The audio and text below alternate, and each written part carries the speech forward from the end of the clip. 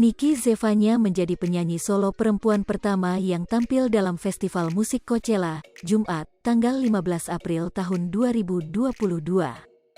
Bahkan, aksi panggungnya itu dapat memukau para penonton yang hadir di berbagai macam negara ikut bernyanyi. Nikki Zevanya satu panggung dengan Rich Brian, yang mana rapper kelahiran Indonesia itu satu level. Selain itu, masyarakat Indonesia dibuat heboh atas aksi panggungnya yang membawakan lagu Sempurna ciptaan Andra and the Backbone di ajang bergengsi tersebut.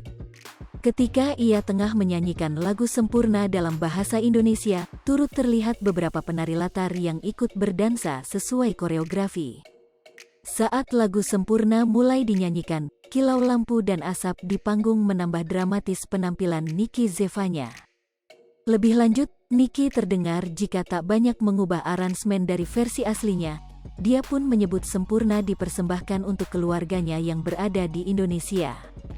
Lagu berikutnya untuk keluarga saya di negara saya, kata Nikki Zevanya dari video yang dibagikan akun Twitter @NikkiUpdate, Minggu, tanggal 17 April tahun 2022. Terlihat, Nikki menggunakan gaun berwarna oranye yang berdiri membawa gitar akustikan. Pada lagu tersebut, Nikki Zevanya juga berkolaborasi dengan seorang wanita pemain flute. Selain Nikki, artis 88 Rising asal Indonesia lain yang tampil di Coachella yaitu Rich Brian.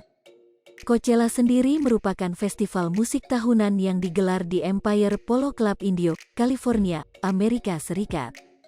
Dikutip dari tribunnewswiki.com, Nikki Zevanya lahir di Jakarta pada tanggal 24 Januari tahun 1999. Ia tumbuh dan besar di kota kelahirannya. Sejak kecil, Nikki sudah familiar dengan dunia musik. Bakat menyanyinya diturunkan dari sang ibu yang merupakan seorang penyanyi gereja. Setiap Sabtu, ibu Nikki selalu mengantar putrinya berlatih menyanyi. Sejak kecil, Nikki dikenalkan dengan musik R&B tahun 90-an dan hip-hop seperti Aaliyah, Boyz II Men, dan Lauryn Hill. Sementara itu sang ayah sering memutarkan lagu-lagu milik Whitney Houston saat Nikki rewel.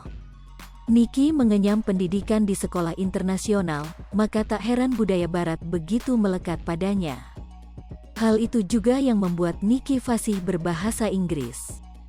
Pasalnya, para pengajar di sekolah Nikki kebanyakan berasal dari Amerika dan Kanada. Selain itu, Nikki juga gemar menonton tayangan TV Amerika. Hai pemirsa Sri Popo TV, jangan lupa komen, like, dan subscribe, serta tonton terus berita